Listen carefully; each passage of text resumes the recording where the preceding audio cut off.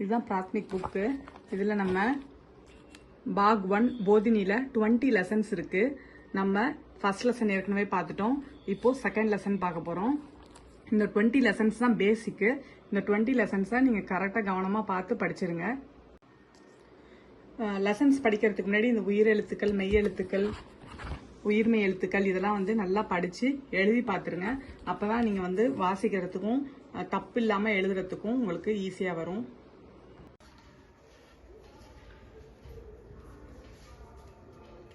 Part 1 ஏற்கனவே பார்த்தாச்சு. இப்போ நம்ம பார்ட் 2 பார்க்க போகிறோம். தோனா 2 மீனிங் உண்டு. நம்பர் 2ன்னு சொல்லுவாங்க.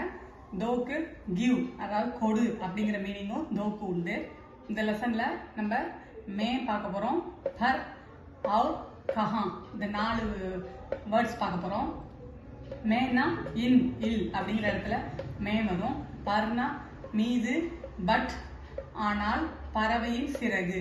இதோட மீனிங் என்ன? பறவையின் சிறகு கூட பர் தான் சொல்லுவாங்க. பர்ரு தான் மீது, பட் ஆனால். இந்த இடத்துலையும் பர் எழுதணும். அடுத்தது அவுர், அவுர்னா மற்றும், மேலும், அண்ட். கஹான்னா எங்கே, வேர் அப்படிங்கிறத இதோட மீனிங். இப்போ பேஜ் நம்பர் 17ல இருக்கு. ஃபர்ஸ்ட் லைனு ஹாத் மே கலம் ஹே. ஹாத்னா என்ன? கை. கையில். ஹாத் மேனா கையில், மேக்கு இல் சேர்த்திருக்கோம். கையில். கலம்க்கு பேனா, ஹேனா இருக்கிறது. கையில் பேனா இருக்கிறது. கலம் கஹா ஹே. கஹானா என்ன பார்த்தோம்? எங்கே. பேனா எங்கே இருக்கிறது. ஹாத் மே கியா ஹே.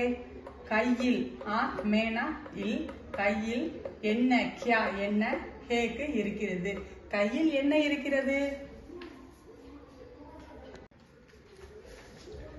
இப்போ அடுத்த பேராகிராஃப்ல மேஜ் பர் கிதாப் ஹே. மேஜையில மேல தானே இருக்கு கிதாப், அதாவது புத்தகம் மேல தானே இருக்கு.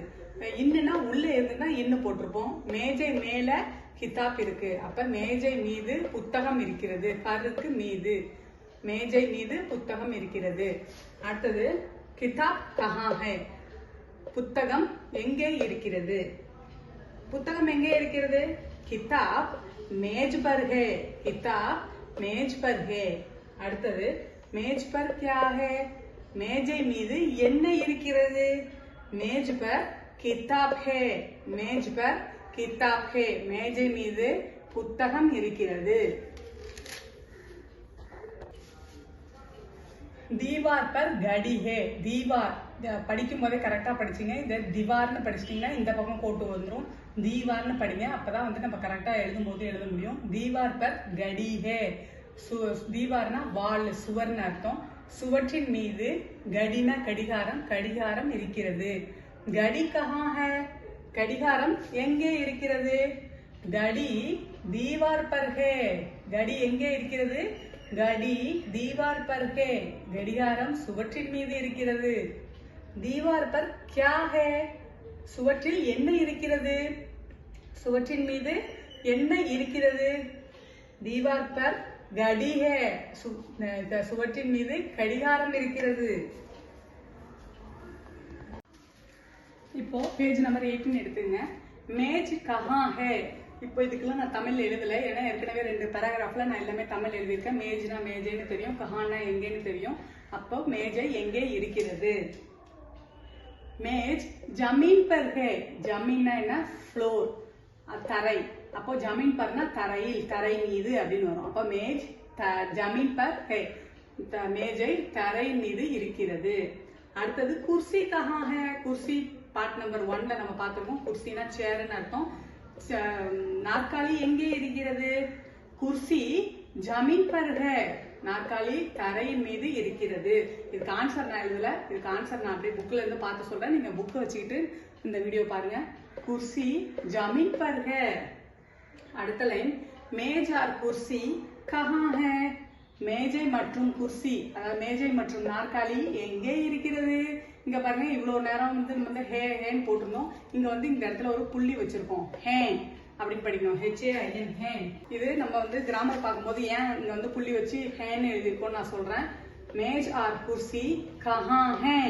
இதெல்லாம் ஹே ஒரு நவுன் தான் வந்திருக்கு. அதாவது மேஜை மட்டும்தான் வந்திருக்கு. இங்க 2 பொருள் வந்திருக்கு. மேஜ் அதாவது ப்ளூரல் ஃபார்ம்ல வந்திருக்கு. மேஜை, குர்சி.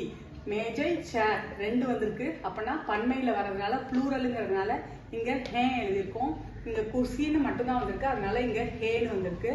பன்மையில வந்துச்சுன்னா சிங்குலர்னா ஹே, ப்ளூரல்னா ஹேன்னு எழுதணும்.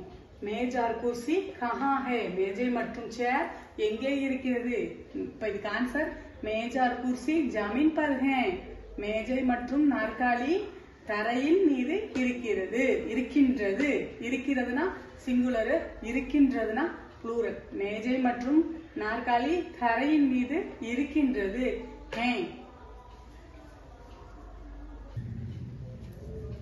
இதுதான் பயிற்சி, லாஸ்டா இருக்கும்.